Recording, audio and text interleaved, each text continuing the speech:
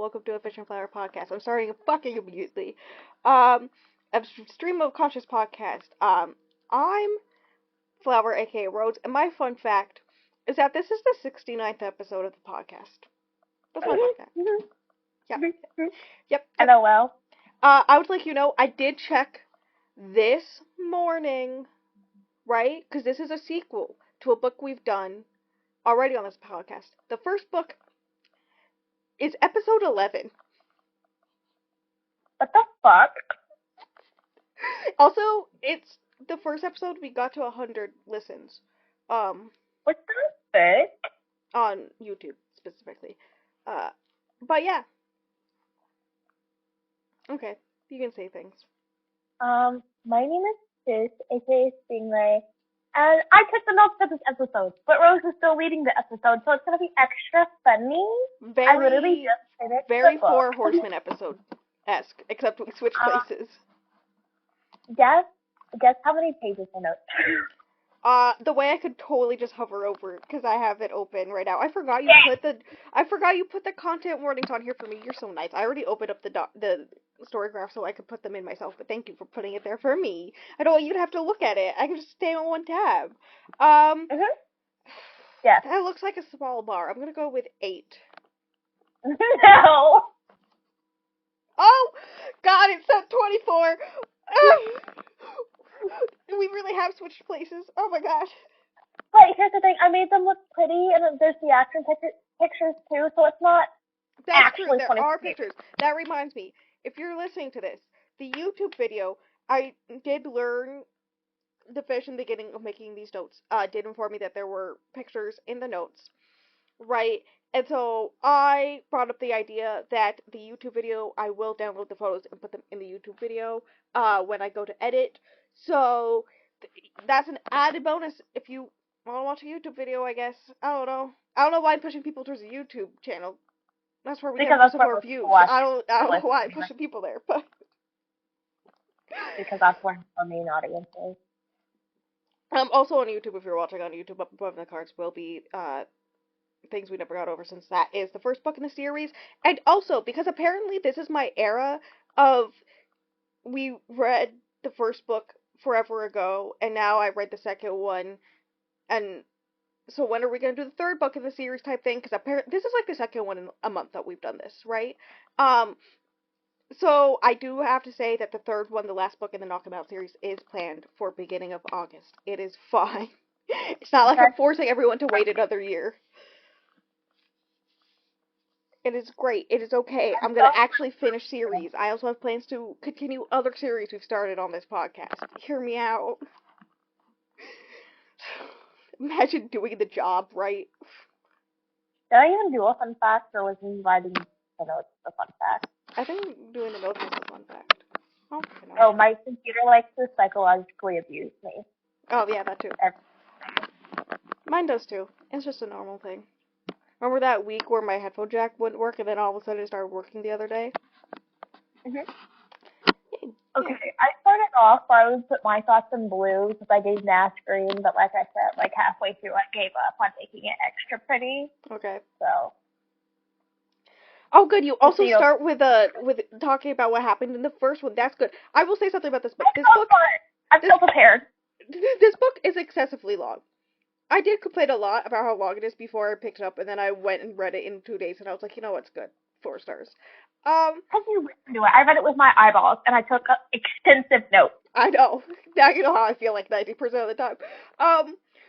That being said, I do enjoy the fact that it does do a good job of basically explaining what happened, reminding the audience of what happened in the first one, especially the end of the first one, because bitch remembered nothing, and it's kind of important. Like, the aftermath of what happens at the end of the first one is very important for Nash's character, who is the main character in this book. So, hear me out. I don't even think you really wanted to read the first one. You just read it because I said it was good. And I that's 100% what happened. It wasn't even planned for the podcast. What 100% happened is you read it, and then you told me to read it for a vlog where I read books because you told me to. And then I was like, well, since we both read it in the past month, might as well record an episode of the podcast for it. And here we are a year later. I mean, did you like this one more? Yeah. That one I Yeah, rated I thought. 3.5. This one I rated 4. Yeah, I think I like this one more, even though I rated it lower. That's so funny. Things we never got over. Um, I'd probably change my rating for things I never got over, but I never really changed ratings unless I reread things. valid. Okay. So things we hide from the light. That's the book we are reading, or not reading, talking about right now. God, it's 12 o'clock. Why am I like this already? Um, we have the grade A content warnings, right? We have sexual content, gun violence, panic attacks and disorders, also PTSD and other. There's also like hints of depression, other type things, with mental health.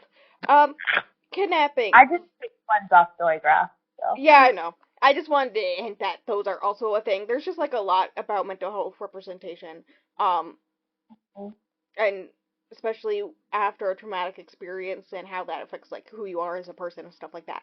Because both of them have that. I know that. Death of parent, addiction, and domestic abuse. Oh, so much fun. LOL. Also, Nash's butt is brought up all the time. Just know that. Imagine having a nice ass. I don't know. I'm not much of an ass No, girl, because so. big asses run in my family, yet I don't have a big ass. Like, that's so unfair to me. Okay, chapter 1. Uh, Nash. Nash was shot in the last book and was on the hit list of Duncan Hugo. Oh, thank God for you putting people's names in this book. I remember Nash's name and Lito's name, and that's it. I remember I put Nash's everybody. name. So Duncan Hugo is the son of big crime boss guy, right, Anthony? And he was the guy who was dating the twin sister of the main character in the first book, right? Who is engaged to Nash's brother Knox in this one. Um, her name's Tina. The main character from the last one is Naomi, right? Other twins. Naomi is now the legal guardian of her niece. Right? There's a bunch of stuff. Basically, Tina and Duncan were doing some crime things, right? Uh, and part of the end of the last book was kidnapping Naomi and the niece, and Nash getting shot, right? Waylay is the niece. Yep, cool. Not Duncan and Co. got away at the end, which is a problem.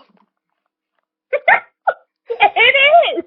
Also the FBI, it starts with the FBI, like, in Nash's office, because he's the police chief, sheriff, I forget which title, but, Same because different. the feds are He's the looking, same with both, I think. I don't know.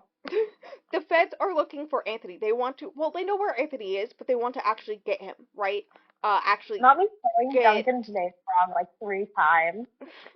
they want to get Anthony actually with something that will stick, right? And part of that is finding Duncan Hugo because then maybe they can turn him against his father and whatnot, right? And so because of that, one FBI agent is just forced to stay with Nash throughout the whole entire book, basically on his ass the whole time, in case Graham Duncan Cracker. shows up again because he's possibly gonna go after Nash since he didn't do the job properly the first time.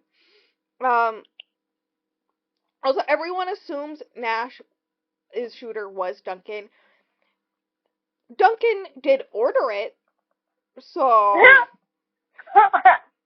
LOL. Also, here's the thing. I get Nash's complaint that the FBI and everyone in the town's basic complaint that the FBI don't want Nash or any of the police department in their town to hunt down Duncan because they're personally involved and what I get it because there's like actual issues with legal stuff and trials and whatnot where if they arrest them and it's from somebody in this town it could be said that like they had personal involvement, all this stuff. Also a safety risk makes sense. um Okay, Nash, he's not a happy guy about the whole being shot thing. Uh, and he actually doesn't personally care about catching the guys. Uh, and I quote the notes, but he's defo big depressed right now, so dot dot dot. Don't forget my personal notes in there. Yeah, I see the personal note. I'm just gonna quote this personal note. Oh, it's fall. Hell yeah. Nash's favorite season. It's fall. Quote, pretty girls in soft sweaters. I agree. Anyways, Lena shows up. They are neighbors now, and already physically into each other. I think there's like a thing where he gets close to her, and when he gets close to her, he actually feels something that isn't just the emptiness, that is Yes. his depression right now. So that's great. Um, yes, her pussy does heal the depression. I would like everyone to know this. Honestly, I feel like it would heal mine too, but whatever. I was gonna make a similar joke for you. Oh my god. Um. Anyways, she was staying at the town hotel, but the hotel is honestly just a health hazard, right? Grocery supplies with rats. Yeah. And so Knox owns the apartment building, and there's nobody staying in this one apartment next to Nash's. So, he gifts it basically to Lena, for as long as she's in town, right? Good times. We're on to Lena's POV. Uh, Lena is not a big relationship girly. She's more of the one and done type girly, and Nash is very much the relationship type. Wants to have the whole white picket fence whole thing. Mm-hmm. Oh my god, not the way you wrote this. It feels like a bad idea to her, but she wants to do it anyways. Dot dot dot. Cause in sparklies and I can't speak words. Fancy writing and everything. Is, and I quote, challenge.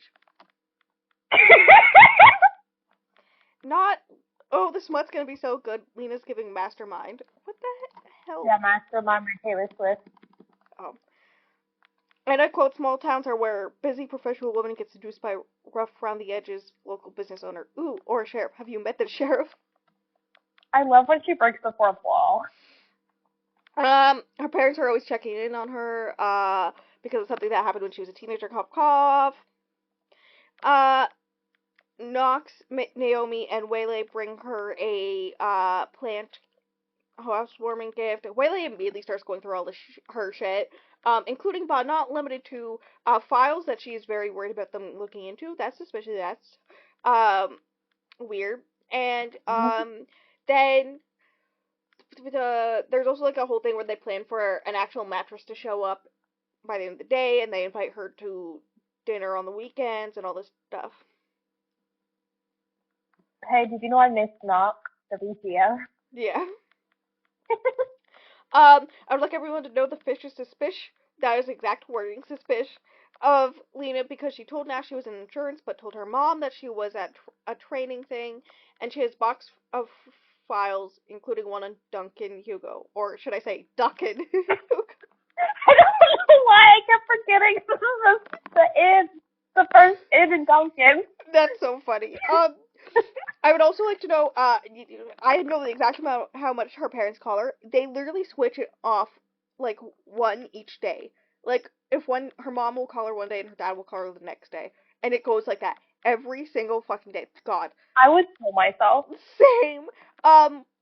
And... All Mountain Dew is called Yellow Lightning, and that made me giggle. Also, like, her parents are still together, so it's, like, a little weird, but, like, okay, sure, whatever. Anyways, back to Nash. Nash has amnesia about the whole being shot thing. He can like remember a crinkling metallic sound, but that's about it. And he's worried about what will happen when he doesn't remember. He like all the time keeps on going back to where it happened, trying to remember his like memories and whatnot. Dissecting where he thinks he went wrong, which he didn't go wrong. Also, there is 100% dash slash body cam footage. So maybe good point. Like maybe they should have like shown him that to jog his memory, but what do I fucking know? He saw the dash cam, and like he from saw his the POV, footage, but you can't see the shooters in the video and whatnot. But yeah, I mean it is, but it's not from his point of view in his brain. That's why it doesn't click. He's still mad he couldn't do more that night. He thinks luck is the only reason he's still alive and pisses him off too. The reason he's still alive is because I think it's grandson, neurodivergent. I forget exactly. I think it's her nephew. Maybe nephew of this nurse, right, who lives nearby. Was on her way to the night shift, but she was running late because he had an episode, and so she was running late. And so just because this child had an episode is the whole. I don't think he actually is a child. I think he's like 20. Is the whole reason why like she found him on the side of the road, and that's why he survived, right? You're a bad. So he starts hearing weird noises in the woods where it happened, and he finds a dog in a drain pipe. He's trying to get it out. Lena appears, and she's like, OMG, for obvious reasons, and oop, now she's pinned down because Dash freaked, obviously, and they're both like, what the fuck, man? I just read ahead the next section. And I quote, banter, and then the rest of this is in all caps. Nah, not him getting hard that fast. Do men really get hard that fast? I would know. He wants him so bad. That you know what I meant there. Fuck me? Here? Kidding, mostly. I don't have scary vibes. Lena is great. I do love Lena. So, they get the dog out. I forget who it is who catches them in the process of getting the dog out, but it looks like they're totally just hanging in the woods. It's Steph. I love Steph. He's so real. But yes, they get the dog out, and she goes to Nash's place afterwards, to give the dog a bath. And also she's, like, covered in mud and whatnot, too. Also, his place is a complete mess, and she's like, oh yeah, he's definitely going through some mental shit, right? So she gets undressed to, like, change, right? And she just takes off her shirt in front of him in the bathroom. And I quote, Nash took one long look at my sports bra and then nearly gave himself whiplash spinning around to test the water temperature with his hand, unnecessarily adjusting the shower curtain. And then to quote the fish, me too, man, me too. Lena tries to snoop on Nash's files, but he calls out to her when she, I think, is getting, like, a bucket of water or something. And he spooks her so she doesn't go through. She finds Nash attractive and doesn't mind being around him, and that's weird to her. Okay, I said she's like, girl, what the fuck, at herself. So, like, go off, I guess. Change my notes. I'm so funny. There's a whole funny sequence where they're trying to figure out the name of the dog, or what to name the dog. Dog's name is Piper now. They're being low-key domestic. It's kind of hot for a second. I think he, like, cooks her dinner. And then bam, suspicious phone call, from Lena's boss. And it makes her think maybe she doesn't want to be this mysterious line of work anymore. Also, there's, like, hints of, like, something happening at her last job that she did for this place and all this stuff. I'm sorry, the animal. Next chapter is, and I quote, sorry you got shot, flower arrangements. He doesn't really want to keep the dog, but hear me out, he's probably going to keep the dog. He keeps the dog. Yeah. The shock of having one being near Lena, like, making him feel things, mixed with the fact that Lena saw his mess of an apartment, makes him, like, a shock to his system that makes him, clean up himself and his apartment. And he does... We got the spirit box joke. He does have, on top of pain meds for, you know, being shot, which he is still in constant pain and has to go to physical therapy for a lot. Like, he can't even, like, use that arm to, like, get his phone out of his pocket. Like, he has to have everything on the opposite side from normal because he can't, like, use that arm anymore properly. Anyways, on top of that stuff, he also has antidepressants, but he stopped taking them. And I quote, he wants to talk to the void, I guess. Spirit box joke. They have a song called The Void. And it's talk to the void. Oh yeah, also there's this whole thing where, he hasn't been hard since being shot. And it's like, was on the low list of his priorities. He's like, I almost died. Trying to get off was not on the top of my list, right? But, like, he's been hard, like, a lot since Lena been around. So, he goes to take a shower and he jerks off to the thought of her. I think he calls her something, Angel. like flower or something. I don't know. Angel, right. But, right at the end, he has a panic attack. Like, imagine how you jack off for the first time and so long, and then you don't even got the first reaction. Oh my god. I love how depression either makes you really really horny or no horny. You notice that? Yes. Lena heard him through the walls, by the way, that's a thing. She's like, I wonder who this angel is, and is Loki jealous? She's like, I never brushed my teeth that long in my life. What the hell is this? She goes to the library to get some info for whatever she's working on, and I quote, she runs into motherfucking Graham Cracker, parentheses Nolan, and oh, what do you know? She's an investigator, insurance investigator. Yeah, sure, buddy. Yeah, she hooked up with Graham Cracker years ago, and he's being like, fuckboy, lip bite emoji. And then it's a photo of the fuckboy, lip bite emoji. Graham Cracker is the FBI agent who is tasked with following Nash around. Right. I love how I'm just gonna be calling him Graham Cracker now. Like, who cares about his actual name? Anyways, we learned one, he has a mustache. Two. Yeah. They had like a passionate weekend, him and Lena, like years ago. But since then, he got married, but like he's divorced, because of the job, and that's like one thing him and Lena connect on. After she turns it down, he's like, okay, yeah, okay, I get it. Is basically that she's thinking about leaving the job, right? Because it doesn't give her the enjoyment it used to and all this stuff. And he's like, it never gave me the enjoyment, but I gave up my like happiness and my wife for it, so like I gotta stay in the job, but he doesn't like doing it and all this stuff. And if he knew that his wife would take him back if he left, he would 100% leave and all this stuff. So that's one thing they connect on. Yay. I called him Graham Cracker because his last name is Graham. So Nash comes out of the station and he's like, what the hell are you doing talking to my neighbor who is also the girl I really like? It's been a day. In the testosterone fight of Nash and Graham Cracker, he calls Lena Angel and she's like, I'm the angel.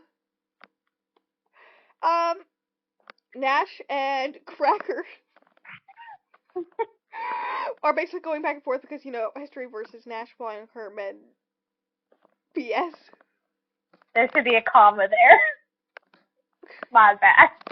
I was going to knee Nolan in the balls and push Nash down the stairs, I decided. I forgot Nolan was Graham Cracker. God. I know. The Nolan and Nash kind of confused me at first. I was like, who's saying Same. what? You think I remember Nolan's name at all? No. As soon as, like, Graham Cracker. Any character with Nolan's name, I went FBI agent and then, like, blank brain empty, right? Anyways, yeah, they're basically fighting over her, and she's like, what the fuck? This is some weird shit. Like, this is not okay, stop. And gets really angry, right? So, it's weekend dinner time at Knox and Naomi's, right? And, on the drive she's listening to Before He Cheats. Honestly, a great song. I love it. Mm-hmm. That's the whole entire plot of Your Dad Will Do. Thank you for laughing at my jokes. That was wild, man. I was willing to bet money that Knox's pumpkin was a terrifying foolish one vomiting forth its own inwards. Mm-hmm. Knox asks Lena to be one of his groomsmen. There's like bantering about wedding outfits, including but not limited to tangerine taffeta. Mm-hmm. Complicated like, medical history mentioned again. Lena's in a mood because she's trying to ignore the fact she's into Nash. Oh yeah, also Nash shows up at the dinner and whatnot, right? Obviously. So they're talking about Nash and Lena finding Piper because Steph saw them in a very compromising position, and everyone gives them shit and laughing, and Whaley's like, I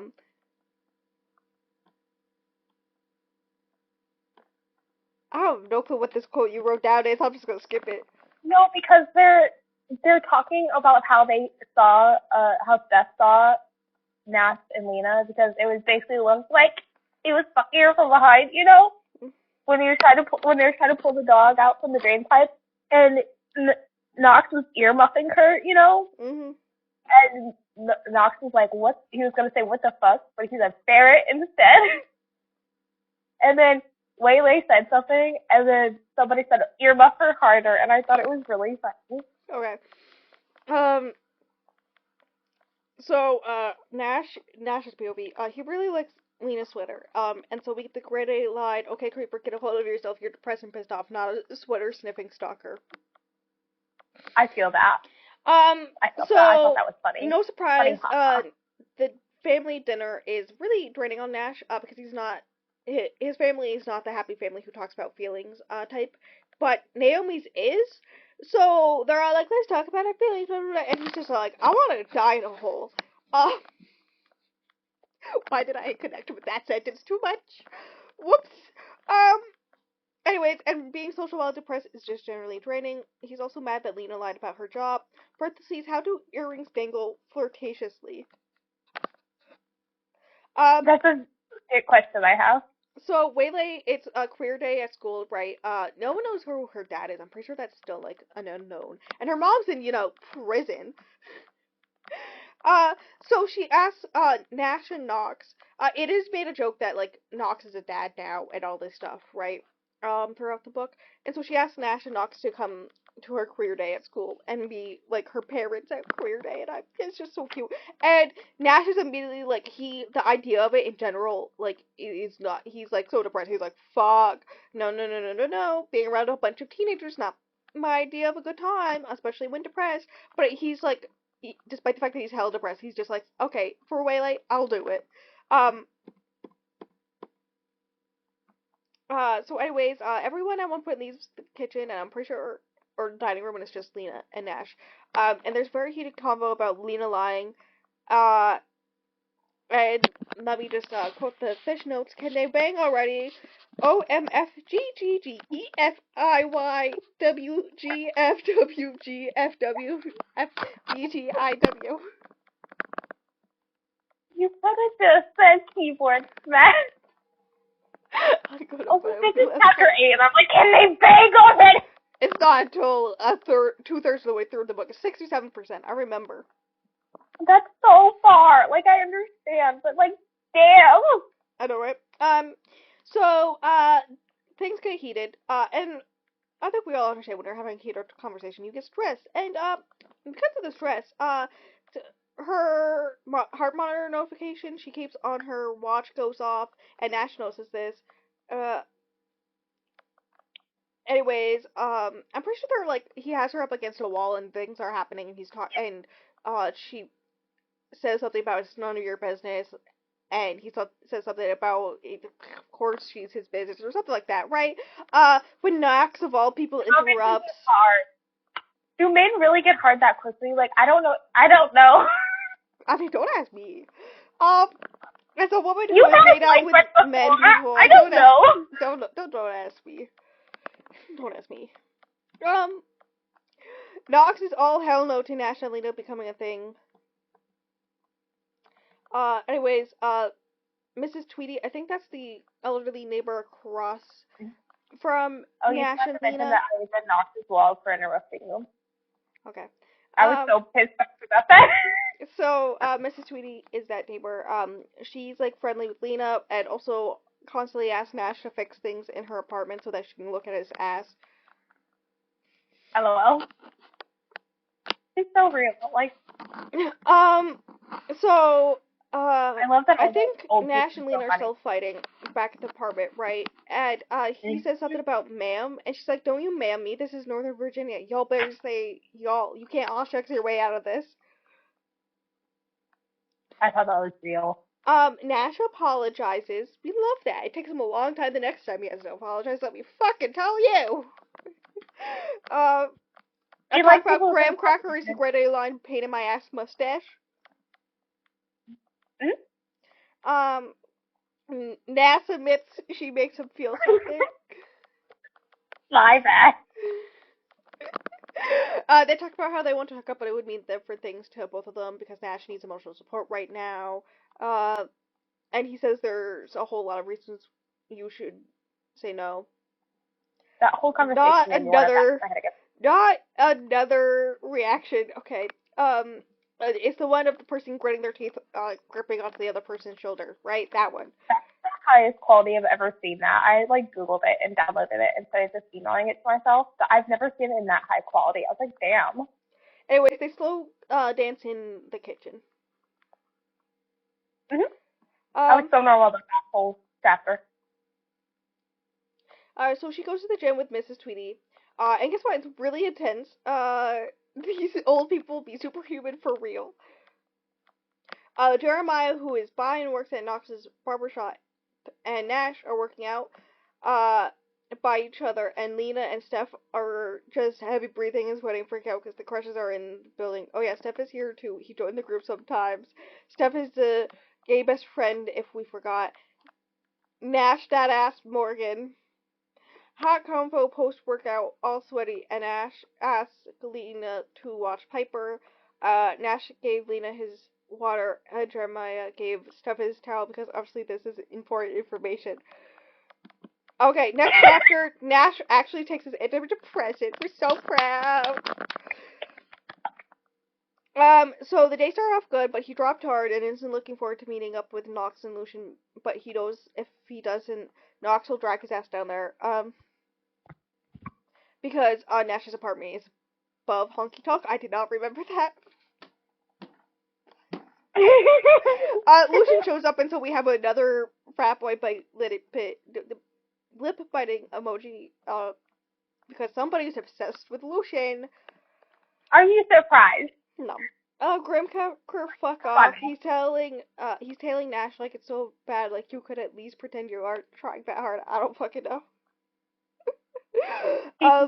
Nox and Lucian want to dig into where Duncan went. Or should I say Duncan went? And the shooting, and Nash doesn't want him to, and they're kind of asking for information he legally can't give them. Nash times Nox times Lucy, I love them. Anyways, he leaves the bar and has a panic attack, which is when Lena finds him. I think in the stairway, and so she helps him upstairs and takes care of him. Calming down, doing things that help him relax, blah blah blah. So this is where he's all like, how do you know about all this stuff about panic attacks? And this is where we learned that she went into cardiac arrest on the soccer field at age 15, hence the heart monitor. Medical trauma, no forbearing parents. She's mostly okay nowadays, but she still keeps an eye on things, rightfully so. Don't forget the frozen floret. LOL. Okay, why am I wearing frozen florets? She tells him he has to sleep in his bed and not on the couch for once.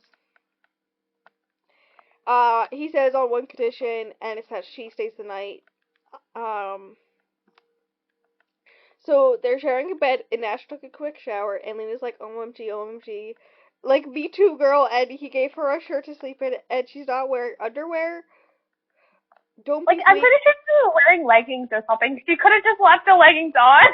I know, right? Don't be sweet. There's a platonic arrangement that I won't tell you how much I like seeing you in my shirt, in my bed. Also the idea of wearing leggings without underwear is very disgusting to me. Like, girl. Oh god, this scene. Okay, so she wakes up, and she's up against him. This is in all caps. And somehow this whole section is in all caps. Somehow, her cuddling up against him, while he's asleep, made his dick come out to play, out of his boxers. And the quote is all up in her business. And so, him subconsciously rubbing up against her makes her come. And then he wakes up right after that, like, what is this shit, hello?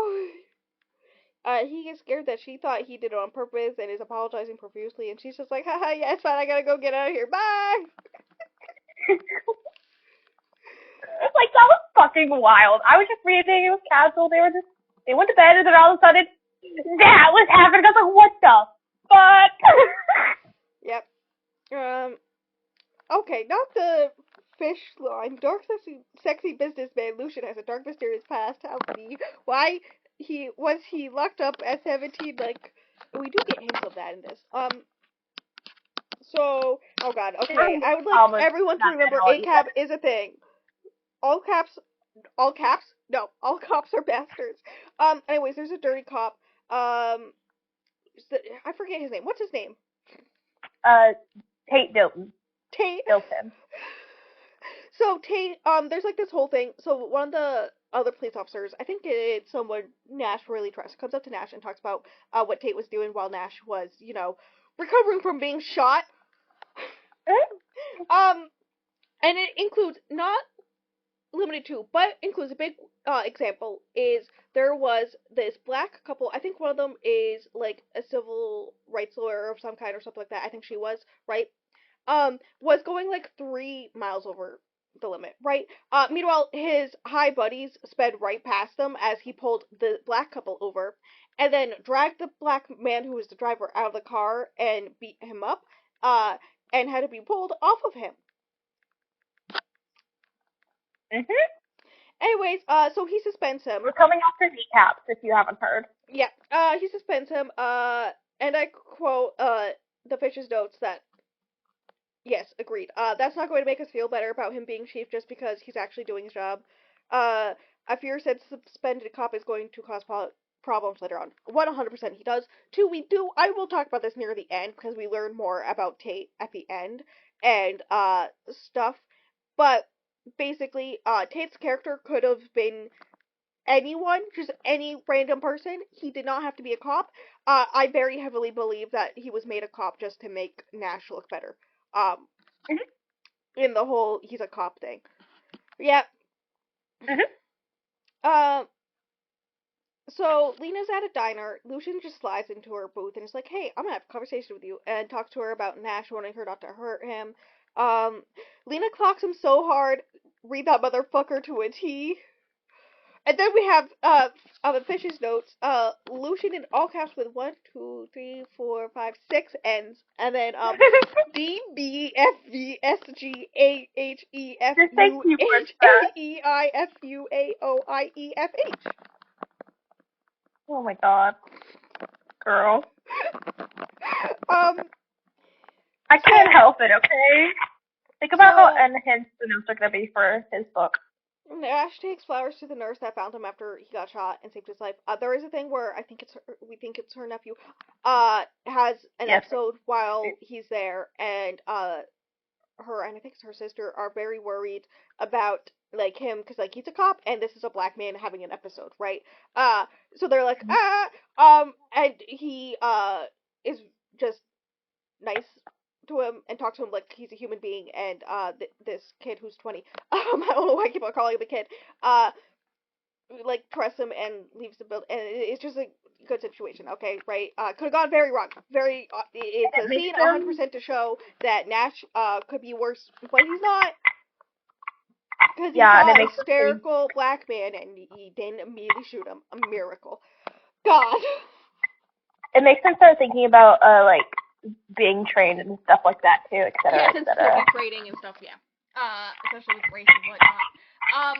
Piper steals laundry and just stole one of Lena's sports bras and dumped it in her water. That's so Kiki coded. I love that for you.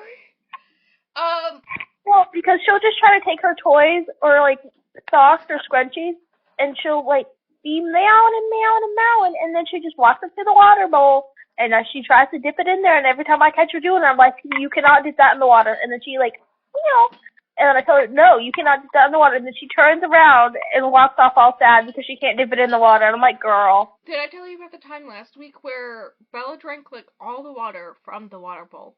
So I go and fill up the water, right? I'm like right there, I'm like, I'll fill up the water bowl, right? Ivy comes in. Bella leaves. Ivy comes in, drinks water, the fresh water.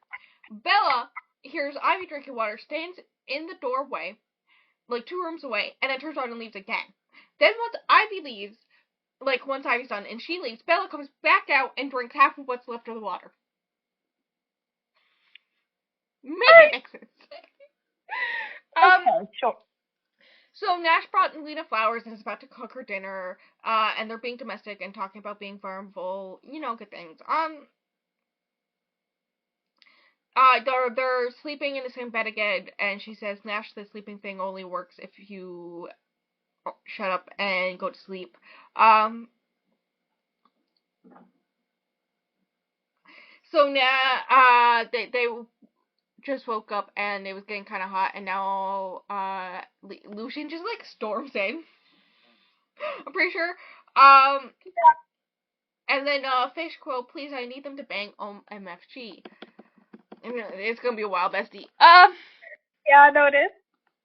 This is the most action we get for the longest time. Right. So Nox is also here. I think they're at a diner getting breakfast together. Yeah. This is supposed to be a serious convo, but the way they keep on going back and forth. So Lucian has a neatly trimmed beard, and the fish doesn't know how they feel about this. Well, facial hair keeps it neat.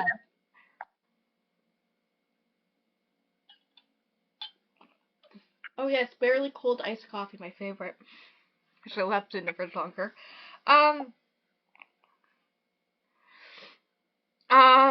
So at one point, so they're like fighting, and all this stuff.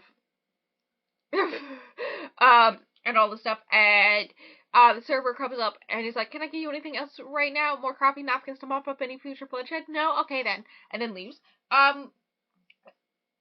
There's a quote of, "She stole my watch and my bathrobe." That's they were talking about how Nash, like, always had the right ideas when it came to whoever Lucian was messing around with. And she was like, "Yeah, you were right, blah, blah, blah. She stole my watch and my bathrobe." And it was something like that. It was really funny. I think this whole scene is just a serious conversation where they're like, "You have to talk to us about stuff. We have to catch Duncan," all this stuff, or as the fish likes to call him, Duckin. And all this stuff. And he's like, "I don't give a fuck. In case none of you knows, I'm fucking depressed. And the only reason I even feel alive right now is Lita." And then, I think Lucian gets a little suspicious, a little weird, because he just, like, threatened Lena a bunch. Right. Not the Lena quote. Instead, I felt like that I'd insisted on going on that roller coaster after 4 shots of tequila in college. Why are you thinking Cruel Summer right now while you're writing these notes? Please stop. Like, the whole thing so far, like, at the beginning it was giving Cruel Summer. Like, I don't know what to tell you. I get it. I can get the vibes. Lita's finding it hard to deal with her growing feelings for Nash, and has a conversation with Naomi about it at the coffee shop. She asked Nash out to lunch so she can really talk to him and hopefully tell him the truth. And then she goes and sees Tina at the prison, right? And I think she, like, changes her mind about going to lunch with Nash. She's like, "Oh, something came up," and then she's like, "You know what, maybe I should go." Like, it's a back and forth thing, but she's, like, texting him the whole time. That's so so she's like, me, "I want to go out to lunch. I have to have a conversation with you." And then she's like, "Never mind, it's fine. I'm busy." And then she's like, "You know, maybe we should go. Like, guys, schedule's suddenly clear again. We should go out." Not Tina saying, "You're trying to sell me some bullshit car warranty. I'm behind bars, bitch. You see me driving." Because she says that she's in insurance business. I think this is where we learn that, so Lena basically works insurance, but in the aspect of, like, when people insure important, sometimes expensive, but mostly personally important things, right? Like in this example, a car. It's her job to find the item when it is lost and or stolen, right? And the specific item she is searching for is a car that was stolen, right? Apparently it's like a nice car. I know nothing about cars. And I don't know. Porsche. Yeah. And it happened to be a car stolen around the same area that a bunch of cars were being stolen by Duncan.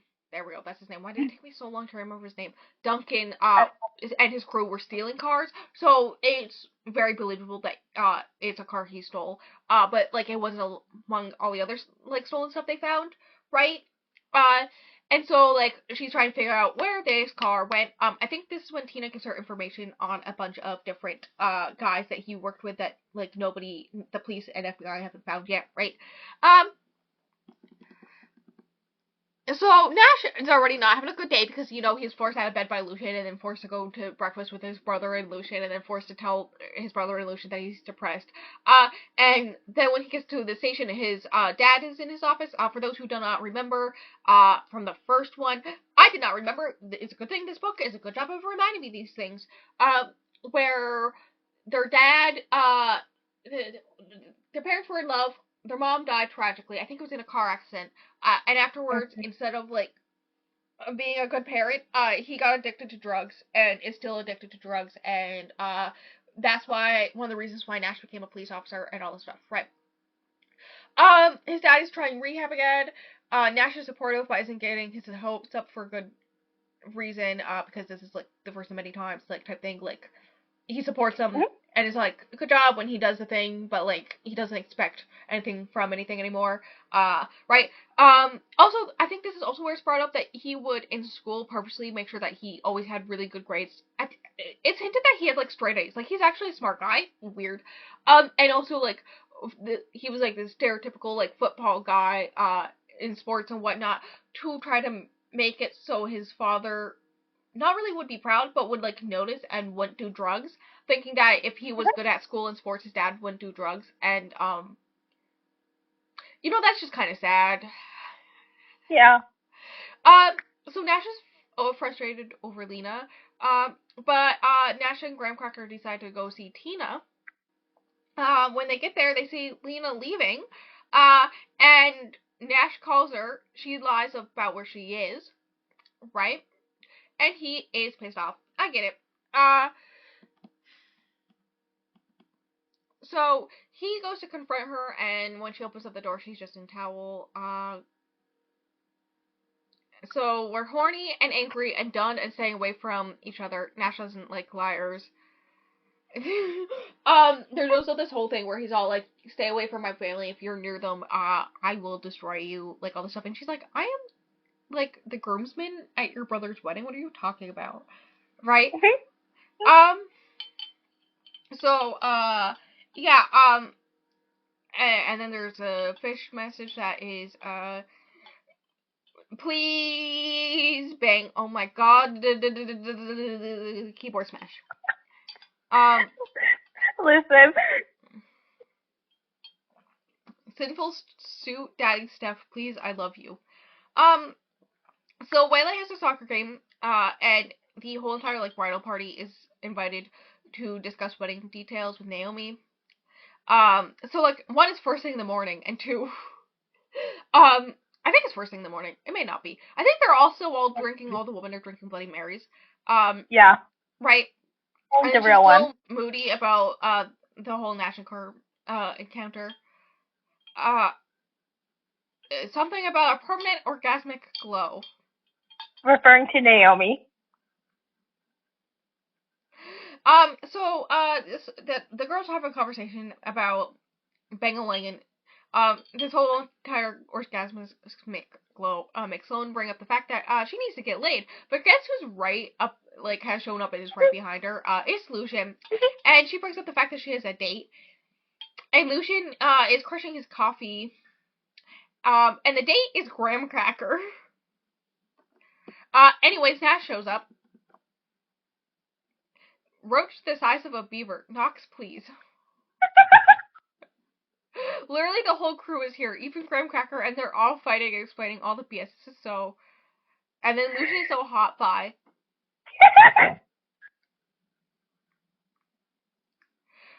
So chaotic. Not Waylay having to be like, get it together because they're distracting everyone. Some guy was watching her from some empty bleachers. Is that bad cop man?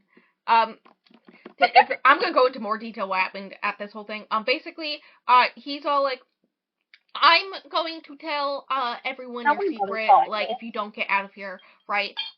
You have to tell everyone the truth. You've been lying to everyone. And so she's like, okay, fine. I am secretly in someone who does this dangerous job and all this stuff. All the girls are like, that's such a cool job. Whatnot. But he also brings up her heart. I think this is where he brings up her heart condition or something like that. He brings up stuff that she definitely told him in confidence, right? And it's difficult for her to tell someone. And he knows it was like a big deal that she told him in trust and all this stuff. And he brings it up to everyone. And then she's like about to drop all his dirty laundry about his depression and all this stuff, but is like, no, that's a horrible thing to do, despite the fact that he just did it to me, I'm not gonna do it to him. And so there's like, it doesn't click in his brain for a bit, but eventually he recognizes, oh shit, she could have done me dirty too, but she didn't, and she's a better person than me because of that. But don't worry, because he doesn't recognize how he's in the wrong 100% until very much down the line, like many, many chapters later. Lena goes back to her apartment and immediately starts packing to leave because, one, she's not feeling great about this job anyways, and then two, the fact that, like, the only friends she's made since, like, she was a teenager. Where are we? Where did you go to? The only friend she's made since, like, high school, obviously won't be friends with her anymore, like, since after this, like, learning all this stuff, right? And then Naomi, Sloane, and Steph show up, to take her out, to make her feel better. Okay. Not that line, unfingered nuts. Because the bartender gave them fresh nuts, and he's like, they're unfingered nuts. They're fresh nuts. So they go out drinking. She's the sober one. I think the argument with, not Knox, with Nash on the field. Also, there's, like, this whole thing where, like, Knox and Nash fighting because, like, he told Nash not to go after her because she's, like, deserves better. And she's been through a lot. Also, there's, like, this whole thing that her and Knox, like, dated in college. Like, that's the last serious relationship he was in. That's, like, not brought up ever again, but, like, that's a thing. Anyways. It don't matter. During that whole scene, her heart monitor was going off a lot, and so she's trying to make healthier decisions, right? Including working out more and not, like, going out drinking all night long. Yeah, she almost passed out at the end of that. Yeah. Chapter. Which does make Nash worried, and he's all like, do I need to call an ambulance? And she's like, you don't have to do anything, you already ruined it. Or something like that. You've already done enough. You know, one of those type of lines. So she's only drinking water. She's the sober one because of this. She tells him everything heart to heart, you know, the whole drill. Who needs Sam's remote when you have Stallone? Have you seen iCarly? I can't remember. I have seen iCarly, like, 10 years ago. I don't fucking remember. More than 10 years ago. No, maybe 10 years ago. I don't remember. Sam has, like, a remote. When you press the buttons, it made, like different, noises, you know? And Sloane was, like, making boo noises and buzzer noises and shit, and it was really funny. I had the toy of Sam's remote. It was amazing. Okay. Steph leaves the crew to go out to dinner with, Jer, his crush. There is a whole thing where I think Steph was also the only other sober one, right? Like, he's supposed to be the sober driver type thing. Mm-hmm. So, Naomi drunkenly remembers about Grim, a motorcycle guy Lena could potentially get info from. So, also, there's this whole thing. So, one of the other reasons why she's been thinking about leaving her job and whatnot, and also why she's on a solo mission right now, is because the last time she led a mission, one of the guys on the mission had a fear of heights, and there was, like, this jump they had to do, and he hesitated and ended up, breaking his tailbone and all this stuff. And so now she's, like, nervous that she wouldn't actually be good in that position, and even though if she does do this job right, she could, like, get her dream position, which means, bigger jobs and bigger payouts, she's not sure if she actually wants to do that, right? Like, it doesn't seem, like, fun anymore, which is the whole purpose of why she did it, for, like, the thrill and the rush after the whole, you know, dying thing as a teenager. So, that guy ends up calling her and being like, hey, there's this guy who has a warrant out on him, and I need someone to do a citizen's arrest, and he happens to be, like, in the town next over from you, so, like, can you pick him up real quick for me as a favor for me, because, you know, you broke my tailbone. And so, she feels really bad and does it, but she has, Naomi and Stallone with her, who are drunk as fuck. Yeah, Naomi, throws dog poop at him after he tries to run, and Sloane flashes her tip. Yep, that's, like, the whole thing. Also, when she jumps to catch him, her face ends up landing, like, on his shoulder, so she has, like, a black eye now. She calls up Knox, who comes and picks up Naomi and Sloane, while she takes the guy in to be taken to, you know, custody. But she's on the process of doing that when Nash pulls her over. I was like, oh shit. Oh shit. Nash pulls her over, they fight, it gets a little hot for a second. I need them to bang, please, Lucy, please. I forgot that Lucy was the name of the author for a hot second there. I was like, why are we calling her Lucy? Like, what the hell? Yeah, basically, he's all like, get out of the car. And she's like, no. And then he sees her face. He's like, oh my fucking god, did you do this to her? And he's like, ready to fight this guy. And this guy's like, no, no. Also, this guy pretends that, like, she kidnapped him briefly. That's a whole thing. And so he's all like, fine, I'm taking the guy. And she's like, and I lose the payout? No, thank you. I'm going to do this the right way around. You're going to give me my pay stub and everything. And he's all like, fine, and gives her a ticket. Right? We never brought that ticket up again. Did she pay it? Never brought it up again. I assume she paid it with the money she gets from this job, right? But basically, he follows her the whole way to the police station, and then takes the guy in and gives her the ticket and the pay stub at the same time. And then Nash and Fox get in the fight, and they break the porch railing. Oh, I can't speak for you, but I'm an adult. Just because the side of you makes me want to hit you. And then Steph and Jared's date went good. No, the quote was broken up for some reason. What happened? I can see this. I can tell.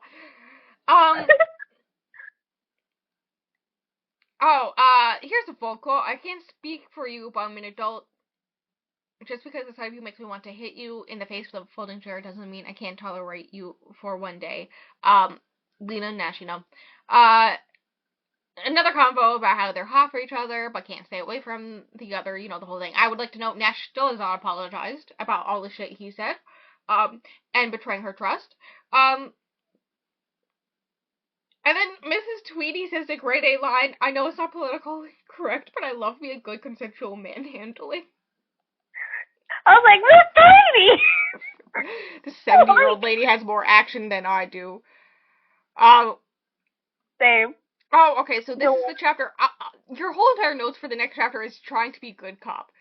And I gather this is the one where Tate, he brings in, like, the, all the people, like, the mayor and, the person who would be Tate's lawyer, and basically all the people you have to dot all your all your I's and cross all your T's, right? To remove, Tate permanently from the force. And also, like, press charges against him, right, for all this stuff. Tate gets really angry, threatens him a bunch, calls him a good-for-nothing cop, like, says that he ruined the force because, you know, he made it an actual good force. All this stuff, right? So, Tate is no longer a cop, that's the thing.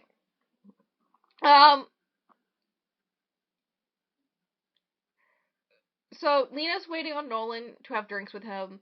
I was like, who the fuck is Nolan? Graham Cracker. She's waiting to have drinks with Graham Cracker. But, like, Tate starts getting in a fight in the bar, right? With all these girls. And by getting a fight, I mean, he is sexually harassing a bunch of girls, and so, he's also Shark Week in the bar, because all the bartenders and all the bar people have their periods synced up, which is the most unserious thing. It's so funny. So he starts sexually harassing them and also other patrons at this bar at the same time, and all these people are like, dude, shut the fuck up.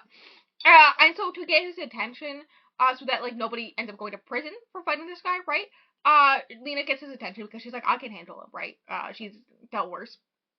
Oh, you never brought up Serial Guy before this, so why would you bring up Mrs. Tweedy and her go shopping at one point, and there's this guy named Serial, that's called Serial Guy, who likes a specific type of or is buying a specific type of candy, and Mrs. Tweedy tries to hook her up with him because he's hot.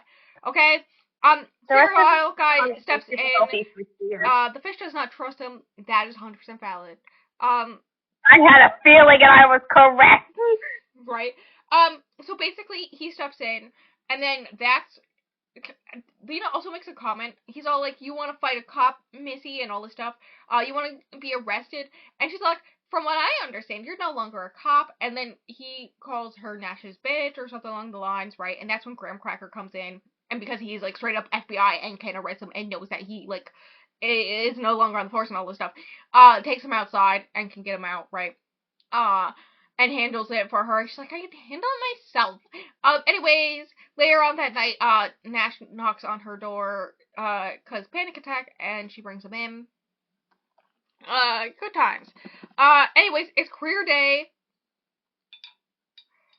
And basically, so I forget what Knox did, but Nash, or should I say, Nah, and Ramcrack. I think he cut the principal's hair or something, or the vice principal's hair or something like that. I don't know.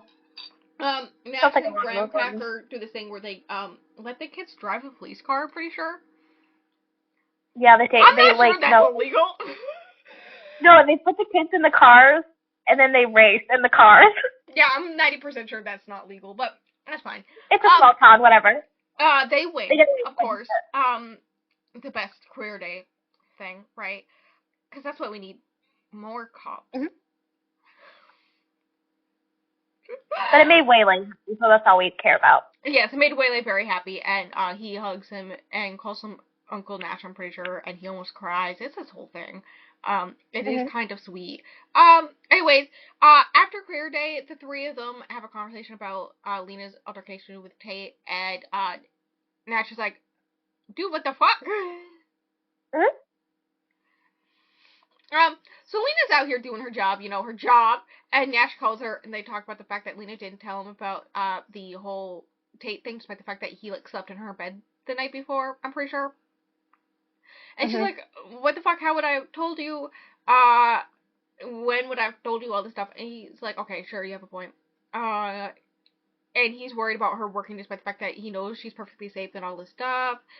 And then, is this when she gets kidnapped? Because I brought up when she gets kidnapped, right? So she's staking out this place. There were three guys. There was a cell phone guy that they have, no identification. Or is that cell phone guy? There were three guys. One of them was cell phone guy. I don't remember the other two. That, Tina brought up to Lena about, God, why did the same fucking name? About the whole, the Duncan, the people that the police have not found or know about, right? And so, she calls up her contacts where she works, and one of them gets the information on one of them. She's, stalking him, basically, watching him, and he breaks into his brother's house to fuck his wife, and then his brother comes home, so then he climbs out of the window naked. I don't think he climbs out. I think he jumps out. No, one of the two. And his brother's chasing him. There's a whole knife fight. People almost get shot. She immediately, as soon as they're outside screaming, fighting, naked, she calls up the police. She's on the phone with the police. But then she notices there's some kids outside, and they're about to shoot each other. So she's all she gets their attention. She's like, hey. So they don't shoot each other right in front of a bunch of kids, right? And that's when a black van comes up, and as these guys are about to shoot her, the people from the black van, pull her into the van and speed away, and then take her. They're like, get in, and she's like, okay. And then they take her to Burger King. So she's talking about I like Burger King. Basically, she was not arrested. She was taken by the motorcycle gang. Graham, the head of the motorcycle gang, and her have a conversation about Duncan, being still in town, which, there's this whole thing where everyone assumes he's not in town. It makes no sense for him to still be in town. But he's totally still in town. One, to, kill Nash, once and for all, right? But two, I think this is where they learn that there's, information possibly loose from the FBI. I think both this guy, this random motorcycle gang leader, and also Lucian are able to get information from the FBI. It's dude, how many leaks are in the FBI? What the hell? Many. A lot. So, but basically, the FBI, it's heavily insinuated that the FBI, are making a deal with Duncan, right? To get his father, and then the whole reason why Duncan is doing this is so that, he's turning in information about his father's where-being and, what he's doing and all of this illegal shit, so that he can run his father's gang, right? Or crime, mafia, whatever, right? And when Nash learns this, and both Lena, they're like, wait a second, they're gonna let a cop shooter, like, go? And it's like, well, technically you can't see his face in the recording, right? And so, like, we can't say it's actually him, and you're not a reliable witness, Mr. Nash, so fuck you. We don't actually know if he shot you. It's just very highly plausible. Lena may have gone to onion rings, so, you know. So they're having an event where and then there's like this whole, I think both Knox, maybe all three of them show up at the bar and take her, or the motorcycle gang bar, whatever, and take her somewheres, and they're like have this whole conversation about everything and whatnot, and they're like, oh my god, what the hell, all this stuff, and he's all worried about her, and she's like, life be life in my dudes. Like, she's like, they were nice guys. They were really friendly. I mean, best friends. I would love it if Grim was her bridesmaid, maid of honor. Real. And the next one, so I would actually die happy. Also the whole idea that Duncan would also come after Naomi and waylay is a thing, right? And then after learning this information, Lucian, Nash, and Knox basically locked themselves into I think it's Knox's office to like talk about a plan and all this stuff, and she's left out of it, and she's like, fuck you, I'm the one that got all the information and have like a history with this, like I actually do this job for my living, right? I'm like, who knows what Lucian does, but like Knox and all this stuff, right? Anyways, there's an event at the library where the pros see and stuff, right? Lena sees an old friend from school. God, not the scene. Not you saying you didn't mind it. I hate the scene. So this, alright. Like, I have no feelings towards it. Like, I was so pissed. I was angry screaming to the fish about this. So this random lady comes up to her, and she's all like, oh my goodness, Lena, blah, blah, blah. And Lena's all like, shit, I want to get out of here as soon as possible. Basically, this girl was the head of their soccer team, right? They were like, the whole soccer team was like best friends and everything, right? And then after there's some alcohol included. Sorry. After she straight up fucking died, you know, that whole thing, they stopped being friends with her. And she's all like, oh, I'm so sorry for that. And she's all like, I totally understand now because my son had leukemia, but like his friends stood by him and they were like 5-year-old boys, so like obviously we were in the wrong, but also it's your own fault. Like the example she gives to basically blame Lena for being too much of a Debbie Downer, right, is like not less than a month after everything, right? Because like she still has like a gaping like cut in her chest, like she has to keep bandages on it because it's still an open fucking wound on her chest. Right? Like, she's out of the hospital, but she's, like, basically has to stay in her room all the time. She's a gaping wound in her chest. I'm so mad. I'm so livid. And the whole entire soccer team came over to, like, hang out with her. And they were talking about homecoming and talking about certain dresses. And they're like, oh, I wonder if my dress will be low cut enough to show off my cleavage. And, like, I wonder if this guy will take me. And, meanwhile, Lena, no guy asked her because, and hear me out, she died! Two, she can't wear a low-cut dress even if she was going, because she has a gaping wound in her chest because she died. And three, she's not going because she has to go to out of state to go to a specialist because she died. And this whole friend's whole point is about how like you were like so not the girl we knew before, and you were such a Debbie Downer. We didn't talk to you anymore because you didn't care about homecoming anymore. And you like called us. There's something about how she tells them to stop worrying about homecoming so much. Like it's not that big of a deal, and she's all like, it just like we didn't know how to be friends with that anymore, and all this stuff.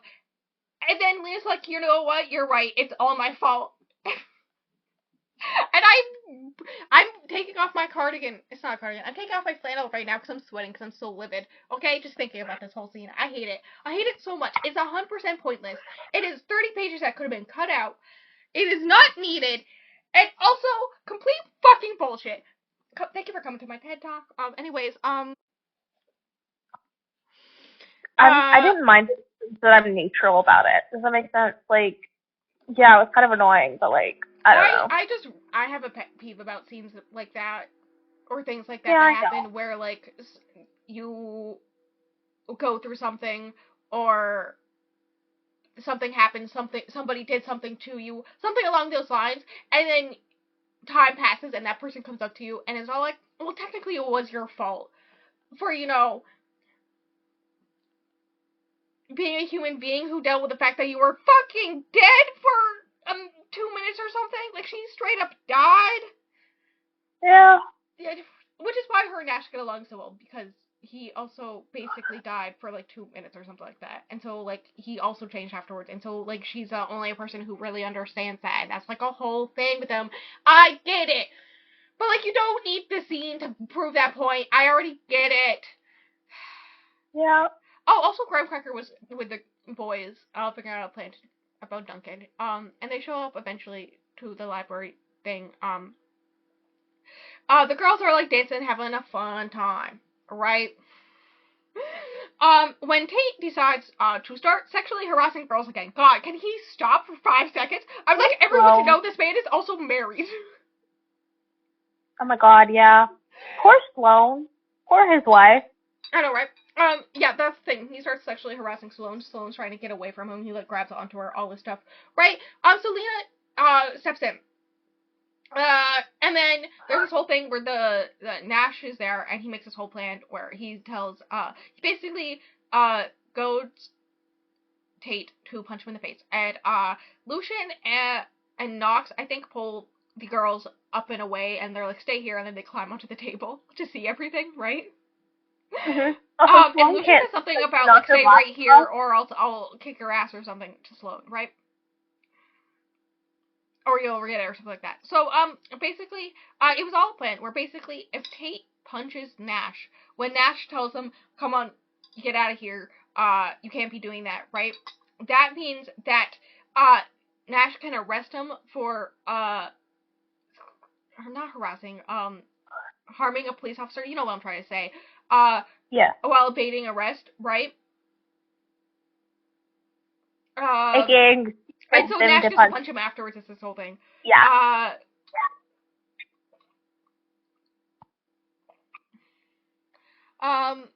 So, afterwards, Nash and Lena dance.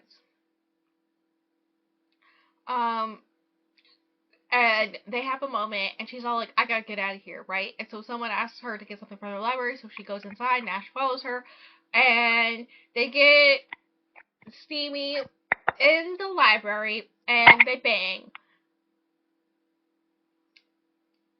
You want to read my glorious notes for chapter 35? Oh yeah, chapter 35, in all caps. They bang, fuck yeah! Thank you for laughing at that. That's it. That's all the notes. Basically that whole... What the hell? What is this link? Why is there a random link in here? Not good. You gotta open it after. I clicked on it. I didn't open it, but I clicked on it. I know what meme it is. Yeah. So, they basically, banging things happen. I think tables go into walls or something like that. Like, there's definitely evidence that things happen, right? Her thought process after bang-a-langin' is, God, I love chest hair. And apparently Fitch's reaction is a YouTube link to the meme that's like, the shit disgusting meme. You know, everyone knows that meme. Yeah. Not that quote, and I've never had sex in a public library before. First thing, time for everything. They talk about them and Duncan, more banging. Next chapter, Nash goes to work in a good mood because he got laid and everyone notices. The damage to the wall when they bang to the library break room, and Sloan, like... Oh, Sloan's all like, I knew it. And she says her sex radar never fails. I love Sloan. Lucian and Sloan lore, but you didn't type any of it up?